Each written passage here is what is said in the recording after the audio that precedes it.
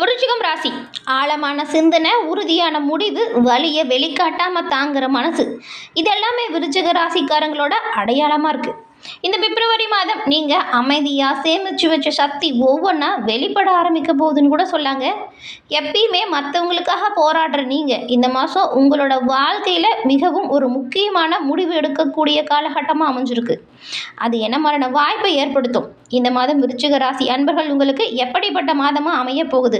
வரக்கூடிய ஆபத்திலிருந்து விடுபட நீங்கள் என்ன செய்யணும்? இது பற்றின ஒரு முழுமையான தகவலையும் தாங்க உங்களுக்காக இந்த பதிவில் நாங்கள் இப்போ சொல்லியிருக்கோம். இந்த பதிவு விருச்சிக ராசி அன்பர்களை பொறுத்த வரைக்கும் நிச்சயமாக பயனுள்ள பதிவாக இருக்கும். ஸோ ஸ்கிப் பண்ணாமல் முழுமையாக பாருங்கள். உங்களோட வாழ்க்கையில் வெற்றி பாதியை உருவாக்க இந்த ஒரு விஷயத்தை செய்கிறதுனால நன்மையை பெற முடியும். அது என்ன அப்படிங்கிறது தெரிஞ்சுக்கணும் அப்படின்னா முழுமையாக இந்த பதிவை பாருங்கள். விருச்சிக ராசி அப்படின்னு சொன்னாலே பாருங்க, இந்த ராசியில் விசாகத்தில் 4ஆம் பாதமும் அனுஷம் கேட்டை இந்த 3 நட்சத்திரங்களும் இருக்குது. பொதுவாகவே நீங்கள் செவ்வாய் பகவானை ராசி அதிபதியாக கொண்டவங்க அப்படிங்கிறதுனால எல்லா விஷயத்துலையுமே சிறப்பான உயர்வு பெற செவ்வாய்க்கிழமையில் முருகப்பெருமான் வழிபாடு செய்கிறது உன்னதமான நல்ல ஒரு உயர்வை ஏற்படுத்தும். உங்களுக்கு முருகப்பெருமான் ரொம்பவும் பிடிச்ச கடவுள் அப்படின்னாலும் பழனி ஆண்டவருக்கு அரோகரா அப்படிங்கிற மந்திரத்தை மறக்காமல் 3 முறை பதிவிடவும் செய்யுங்க. அப்படி செய்யும்போது கூட பாருங்களேன், நீங்கள் உங்கள் மனசில் ஒரு பிரார்த்தனை நினச்சிட்டு செய்யுங்களேன், அந்த பழனி ஆண்டவனோட அருளால் உங்களுக்கு எல்லாமே நல்லதாக நடக்கும். நன்மை நல்ல தகவல் விரைவில் வரும். நீங்கள் உங்கள் சுய ஜாதக கணிப்பை எளிமையாக தெரிஞ்சுக்கணும் அப்படின்னு நினச்சாலும் டிஸ்கிரிப்ஷனில் பாருங்கள், ஜோதிடரோட நம்பர் கொடுத்துருக்கோம். உங்கள் ஜாதக கணிப்பை எளிய முறையில் தெரிஞ்சுக்க முடியும். அது மட்டும் இல்லாமல் பில்லி சூனிய ஏவலால் பாதிக்கப்பட்டவங்களுக்குமே இவங்ககிட்ட நிரந்தர தீர்வு பெறக்கூடிய அமைப்பு இருக்குது. நிறைய பேர் இவங்ககிட்ட இதற்கான தீர்வை பெற்று இப்போ சிறப்பான வாழ்வு வாழ்வதை சொன்னாங்க. அதனால தான் உங்களுக்கு பயன்பெறட்டும் அப்படிங்கிற நம்பிக்கையில் கொடுத்துருக்கோம். ஒரு தடவை ஃபோன் பண்ணி நீங்கள் உங்களுக்கான பிரச்சனைகளுக்கான தீர்வை பெற்று பாருங்களேன், நல்ல ஒரு உயர்வு நிச்சயமாக ஏற்படும். விருச்சிக ராசி, உங்களோட எண்ணம் உணர்வு ரொம்ப அழகானதாக இருக்கும். எந்த ஒரு விஷயமா இருந்தாலும் சரி, பாதினா அதை விடவே மாட்டீங்க. முழுமையாக எடுக்கிற விஷயத்தை முடிச்சு காட்டுற வரைக்கும் கடுமையாக உழைக்கக்கூடியவங்களாக தான் விருச்சிக ராசிக்காரங்க பெரும்பாலும் இருக்கீங்க. நீங்கள் எப்போவுமே உங்களோட உணர்வுகளை வெளிப்படுத்த மாட்டீங்க. இந்த ராசிக்காரங்க மனசில் நிறைய அன்பு இருந்தாலும் அதை வெளிக்காட்ட மாட்டீங்க. அதே போல் ரிஷப ராசி, இந்த கன்னி ராசி, மகரம், கடகம், மீனெல்லாம் உங்களுக்கு ரொம்பவுமே செட் ஆகிற ராசியாக இருக்கும். இந்த விருச்சிக ராசிக்கு பெரும்பாலும் உங்கள் வீடு அப்படிங்கிறது தெற்கு பக்கம் நோக்கி தான் இருக்கும். பெரும்பாலான விருச்சிக ராசி பாருங்கள், தெற்கு பக்கம் தான் உங்களோட நீங்கள் குடியிருக்கிற வீடு இருக்கும். அப்படி இல்லைன்னா கூட சரிங்க, சொந்த வீடாக இருந்தாலும் சரி, இல்லை வாடகையில் குடியிருக்கிறவங்களாக இருந்தாலும் சரி, பெரும்பாலும் தெற்கு பக்கம் இருக்கிற மாதிரி உங்களோட நிலைவாசல் இருக்கிறது நல்லது. அது உங்களுக்கு நேர்மறையான ஆற்றலை அதிகரிக்கும். உங்கள் ராசிக்கு உகந்த திசை அப்படின்னு சொன்னால் அது தெற்கு தான். நீங்கள் செவ்வாய்க்கிழமையில் தொடர்ந்து முருகப்பெருமான வழிபாடு செய்கிறதுனால நன்மையும் நல்ல ஒரு உயர்வையும் பெறலாம். இது ரெண்டையுமே நீங்கள் ஃபாலோ பண்ணி பாருங்கள், நல்லது நிச்சயமாக உங்களுக்கு கிடைக்கும். இந்த பிப்ரவரி மாதம் அப்படிங்கிறது பொதுவாக பார்த்தா உங்களுடைய கவனத்தை முழுமையாக உங்களோட குடும்பம் பக்கம் திருப்புது. ஏன்னா உங்கள் ராசிக்கு 4ஆம் வீடான கும்பத்தில் பிரபஞ்சத்தின் முழு கவனமும் இருக்குது. தாய், வீடு, வாகனம், மன அமைதியை குறிக்கும் இடம் இது. பல கிரகம் இங்கே ஒன்றா இருக்கிறதுனால உங்களோட இல்லத்தில் புதுப்பிக்கக்கூடிய பணி, இடமாற்றம், புதிய வாகனம் வாங்கக்கூடிய சுப காரியங்கள் நடக்கக்கூடிய அமைப்பு இருக்குது. அப்படி இருந்தாலும் உங்கள் ராசிநாதன் செவ்வாய் 3ஆம் வீட்டில் நகர்ந்து மாத இறுதியில் 4ஆம் வீட்டில் ராகுவோடு இணைகிறது கொஞ்சம் தீவிரமான ஆற்றலை தரும். வீட்டை அழகுபடுத்துறது, கட்டிடம் புதுசாக ஆரம்பிக்கிறது, குடும்ப அமைதியை நீங்கள் கோபத்தால் சிதைக்காமல் பார்த்துக்கோங்க. புது விஷயம் செய்வீங்க, எல்லாமே நல்லதாக இருக்கும். ஆனால் கோபம் மட்டும் குடும்பத்தில் அமைதியை குலைச்சிடும். கவனமாக இருங்க. கொஞ்சம் கோபத்தை குறைச்சிக்கோங்க, நிதானமாக செயல்படுங்க. உங்களுக்கு தொழில் வியாபாரம் இந்த மாதம் எப்படி இருக்கும் அப்படின்னு பார்த்தா 10ஆம் வீட்டில் கேது சஞ்சாரம் செய்கிறாரு. இதனால் உங்கள் தொழில் பாதியில் இந்த மாதம் ஒரு வித மந்தநிலை இல்லைன்னா சலிப்பு வர மாதிரி இருக்கும். ஒரே மாதிரியான வேலையை செஞ்சுறதுல விருப்பம் இல்லாதது போல் மனசு இருக்கும். அப்படி இருந்தாலும் 10ஆம் அதிபதி சூரியன் 4ஆம் இடத்துல இருக்கிறதுனால வீட்டிலேருந்து வேலை செய்கிறவங்களுக்கெல்லாம், அந்த ரியல் எஸ்டேட், கட்டுமானம், ஆட்டோமொபைல் போன்ற துறைகளில் இருக்கிறவங்களுக்கெல்லாம் ரொம்பவுமே சிறப்பான பொற்காலம் அப்படின்னு சொல்லலாம். வேலைக்கு போகிறவங்களுக்கு தான் கொஞ்சம் சலிப்பு தட்டுற மாதிரி இருக்கும். மாதத்தின் முதல் 3 வாரமும் 3ஆம் இடத்துல உச்ச செவ்வாய் தாக்கம் இருக்கிறதுனால புதிய திட்டங்களை முன்வைங்க, முயற்சிகளை எடுங்க. உங்களுக்கு இப்போ சிறப்பான தைரியம், நல்ல ஒரு தன்னம்பிக்கை அதிகரிக்கக்கூடிய காலகட்டம் அப்படிங்கிறதுனால புதிய திட்டங்கள் நிறைய உருவாகும். அதை சிறப்பாக உருவாக்குங்க, நன்மைகளை பெறுவீங்க. உங்கள் தகவல் தொடர்பு தெளிவாகவும் ஆக்கப்பூர்வமாகவும் இருக்கும். ஒப்பந்தங்களை முடிக்க இந்த நேரத்தை நீங்கள் பயன்படுத்திக்கலாம். அதாவது இந்த மாதம் தொழில் வியாபாரம் ரீதியாக நல்ல ஒரு உயர்வு இருக்குது. மாத இறுதியில் செவ்வாய் 4ஆம் வீட்டுக்கு போகும்பொழுது அலுவலக டென்ஷனை வீட்டுக்கு கொண்டு வராமல் பார்த்துக்கோங்க. இது அமைதியை காக்கும், இல்லைன்னா அமைதியை சீர்குலைச்சிடும். நிதி ரீதியாக இந்த மாதம் பணத்தை விட சொத்துக்கள் மீது உங்கள் கவனம் அதிகமாக இருக்கும். 4ஆம் வீட்டு கிரக சேர்க்கை வீடு, நிலம் அல்லது சொகுசு வாகனம் வாங்குவதற்கான செலவை குறிக்குது. சுக்கிரன் தாக்கம் வீட்டில் உட்புற அலங்காரம், நவீன மின்னணு சாதனத்தில் கொஞ்சம் செலவு செய்கிற மாதிரியான சூழல் ஏற்பட வாய்ப்பு உண்டாக்குது. 8ஆம் இடத்துல குரு பகவான் ஒரு பக்கம் சேமிப்பை குறைச்சாலும் உழைக்காமல் வரும் செல்வத்தை தரக்கூடிய வல்லவர்.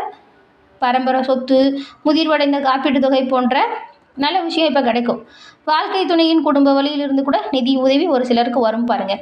பழைய கடனை அடைக்க இது ஒரு சிறப்பான காலகட்டமாக நீங்கள் பயன்படுத்திக்கணும். ஆனால் அதிக வட்டிக்கு புதிய கடனை வாங்காதீங்க, அதை வாங்குறத தவிர்க்க பாருங்கள். இந்த மாதம் புதுசாக எந்த ஒரு பிரச்சனையும் உருவாக்காமல் இருங்க, கடனை அதிகப்படுத்தாமல் இருங்க. ஏன்னா கடனை அடைக்கக்கூடிய சூழல் அப்படிங்கிறதுனால வரக்கூடிய வருமானத்தை வச்சு சேமிக்க தொடங்குங்களேன். புதுசாக கடன் வாங்கி பெருசாக முதலீடு பண்ணுறேன்னு சொல்லி சிக்கலில் மாட்டிக்காதீங்க. உடல் ஆரோக்கியத்தை பொறுத்த வரைக்கும் 4ஆம் வீட்டில் அதிக கிரகங்கள் இருக்குது. இதனால் கொஞ்சம் உங்களுக்கு மூச்சு சம்மந்தப்பட்ட பிரச்சனை வருவதற்கு வாய்ப்பு இருக்குது, கவனமாக இருங்க. ஏற்கனவே ரத்த அழுத்தம், இதயம் தொடர்பான பாதிப்பு உள்ளவங்க மருத்துவ ஆலோசனைகளை தவிர்க்காதீங்க, கரெக்டாக எடுத்துகிட்டு வாங்க. இந்த மாதத்தில் உணர்ச்சி பூர்வமான நிகழ்வுகள் ஒரு வித பதற்றத்தை கொடுக்கலாம். பிப்ரவரி 23ஆம் தேதி செவ்வாய் 4ஆம் இடத்துல நுழையிறாரு. அங்காரக யோகம் உருவாகும் அமைப்பு அப்போ வருது. இது வீட்டில் இருக்கிறவங்களோட உடல்நிலையுமே கொஞ்சம் நீங்கள் எச்சரிக்கையாக இருக்கணும் அப்படிங்கிற ஒரு அமைப்பு. வாகனம் ஓட்டும் போதெல்லாம் மெதுவாக கவனமாக ஓட்டணுங்க, நிதானமாக இருக்கணும். குறிப்பாக மன உளைச்சல் இருக்கும்போது வாகனத்தை ஓட்டாமல் தவிர்க்க பாருங்கள், நல்லதாக இருக்கும். அதே போல் எடுத்தமா கௌத்தமோன்னு சொல்லி எங்கேயும் பேசிடாதீங்க, பொறுமையாக நிதானமாக செயல்படுங்க. முன்னெச்சரிக்கையாக செயல்பட்டால் ரொம்பவும் நல்லது. தொழில் வியாபாரத்தில் ஈடுபட்டிருக்கிறவங்களாம் உங்கள் வரவு செலவை கரெக்டாக கவனமாக இருங்க. வரவு செலவில் கவனமாக தான் இருக்கணும். குடும்ப வாழ்க்கை இந்த மாதத்தில் எப்படி சொல்லனா, கோபப்பட்டிங்கன்னா பிரச்சனையை உருவாக்கிடுங்க, நல்லா கவனமாக இருங்க. விருந்தினர் வருது, வீட்டை பழுது பார்க்குறது, குடும்ப விழாக்களை திட்டமிட்டு செயல்படுத்துறது, இந்த மாதிரியான நல்ல நல்ல விஷயம் நடக்கும். இதெல்லாம் சுறுசுறுப்பாக இருங்க. மகிழ்ச்சியை தந்தாலும் ஒரு வித சோர்வு இருக்கும். 4ஆம் இடத்துல ராகு சஞ்சாரம் தாயாருடன் தேவையில்லாமல் சின்ன சின்னதாக கருத்து வேற்றுமையை கொடுத்துரும். ஆனாலும் கோபத்தை தவிர்த்தாலே எந்த ஒரு பிரச்சனையும் வராமல் நீங்கள் பார்த்துக்கலாம் இல்லையா. அதுவும் அம்மாட்டெல்லாம் அதிகமாக கோவப்படாதீங்க, அவங்களோட உடல்நிலையில் கொஞ்சம் அக்கறை செலுத்துங்க. திருமண வாழ்க்கையை பொறுத்த வரைக்கும் 5ஆம் இடத்துல இருக்கிற சனி 7ஆம் இடத்தை பார்க்குறாரு. ஒரு வித தீவிரத்தன்மை இப்போ வரும். காதல் உணவுகளை விட குடும்ப பொறுப்புக்கு அதிகமாக முக்கியத்துவம் கொடுப்பீங்க. உங்கள் துணையுடன் இணைஞ்சு வீட்டு தேவைகளை பூர்த்தி செய்வீங்க. விருச்சிக ராசி இயல்பான குணமான பழைய ரகசியங்களை தோன்றதை தவிர்த்தா அமைதி பிறக்கும். பள்ளி மாணவர்களுக்கு 4ஆம் வீடு அடிப்படை கல்வி. கிரக சேர்க்கை அப்படிங்கிறது கொஞ்சம் சவாலாக இருக்குது. விருந்தினர் வருகையாலேயோ அல்லது வீட்டில் நிலவும் பரபரப்பாலேயோ படிக்க அமைதியான சூழல் இல்லாதது போல தோன்றும். படிக்கிறதே கொஞ்சம் கஷ்டமாக இருக்கிற மாதிரி இருக்கும். நீங்கள் கூடுதல் முயற்சி எடுத்து கவனமாக படித்தா நல்லதுங்க, நல்ல மதிப்பெண்ணையுமே பெறுவீங்க. படிக்கிறதுக்கான சூழலை நீங்கள் உருவாக்கிக்கோங்க. அப்படி இருந்தாலும் பாருங்களேன், ஆராய்ச்சி, மறைபொருள் ஆய்வு அல்லது வரலாறு பயிலக்கூடிய மாணவர்களுக்கெல்லாம் 8ஆம் இடத்துல குரு இருக்கிறாரு. ஆழமான அறிவை பெறக்கூடிய அமைப்பு. பொறியியல் அல்லது பாதுகாப்பு துறை சார்ந்த போட்டித் தேர்வுகளுக்கு தயாராகிறவங்க மாதத்தின் முதல் பாதி ரொம்பவுமே சாதகமாக இருக்குது. இந்த காலகட்டத்தை சரியாக நீங்கள் பயன்படுத்திக்கிட்டால் எல்லா வகையிலுமே நன்மைகளை நீங்கள் பெரும்பாலும் பெறலாங்க. இந்த பிப்ரவரியில் என்ன செஞ்சால், அதாவது என்ன பரிகாரம் செஞ்சால் எந்த விஷயத்தில் நன்மையை பெற முடியும், ஆபத்திலிருந்து நீங்கள் என்ன செய்யணும் அப்படின்னு பார்த்தா, குடும்ப அமைதி அதிகரிக்க, 4ஆம் வீடு அழுத்தத்தில் சமாளிக்க விருச்சிக ராசிக்காரங்க இதை செஞ்சது நல்லதாக இருக்கும். முதல்ல முருகப்பெருமான் வழிபாடு. செவ்வாயின் ஆதிக்கம் கொண்ட நீங்கள் செவ்வாய்க்கிழமையில் முருகன் வழிபாடு செய்கிறது ஆற்றலை ஆக்கப்பூர்வமாக ஆற்ற உதவி செய்யும். முருகனின் பரிபூர்ணமான அருளையும் உங்களுக்கு பெற்றுக் கொடுக்கும். அதே போல் இல்ல தூய்மை. 4ஆம் வீடு ராகுவால் பாதிக்கப்படுறதுனால வீட்டை பெரும்பாலும் சுத்தமாக வச்சுக்க பார்த்துக்கோங்க. வீடு துடைக்கும் போது நீங்கள் அந்த வீடு துடைக்கிற தண்ணியில் கல்லுப்பு சேர்த்து வீடு துடைங்களேன். இது எதிர்மறையான ஆற்றலை உங்களோட வீட்டிலேருந்து நீக்கும். நல்ல ஒரு இன்பமான சூழலை உருவாக்கும். நேர்மறையான ஆற்றலை ஈர்த்து கொடுக்கும். இந்த ஒரு விஷயத்தை செய்யுங்க எப்போவுமே நீங்கள். அதே போல் உங்கள் தாயின் ஆசீர்வாதம் ரொம்பவுமே முக்கியமான ஒரு விஷயம். தினமுமே தாயின் ஆசீர்வாதம் பெறுவது நல்லது. திங்கட்கிழமையில் உங்கள் தாய்க்கு வெள்ளி அல்லது வெள்ளை நிற பொருட்களை பரிசு கொடுங்க. இது சந்திர பகவானை வழிபடுத்தி மன அமைதியை ஏற்படுத்தும். முடிஞ்ச அளவுக்கு உங்கள் தாய்கிட்ட நீங்கள் கோபப்படாமல் இருக்கணும், சண்டை சச்சரவுகளில் ஈடுபடாமல் இருக்கணும். தாயின் அன்பும் அரவணைப்பும் உங்களுக்கு எல்லா வகையிலுமே பக்கபலமாக இருக்கக்கூடிய அமைப்பு. அதனால் உங்கள் தாய்கிட்ட எப்பவுமே கொஞ்சம் அன்பாக இருங்க. வாகன பாதுகாப்பு அப்படிங்கிறது எப்படின்னா, உங்கள் வாகனத்தில் சின்ன சின்ன ஒரு எப்படி சொல்லணும்னா, சின்ன அளவிலான விநாயகர் சிலைய வச்சுக்கோங்க. இது ரொம்பவுமே நல்ல ஒரு அமைப்பா இருக்கும். அதாவது வண்டி கவரில் கூட ஒரு சின்ன விநாயகர் புகைப்படத்த வச்சுக்கோங்க. நீண்ட தூரம் பயணம் செய்கிறீங்க அப்படின்னு வச்சுக்கோங்களேன், அதுக்கு முன்னாடி நீங்கள் ஆஞ்சநேயரை வணங்கிட்டு அந்த பயணத்த தொடங்குறது நல்லதா இருக்கும். இதெல்லாம் கேட்கறதுக்கு சின்ன பரிகாரம் போல இருக்கும். ஆனா எல்லாமே நன்மையை கொடுக்கும். தொடர்ந்து செய்யுங்க.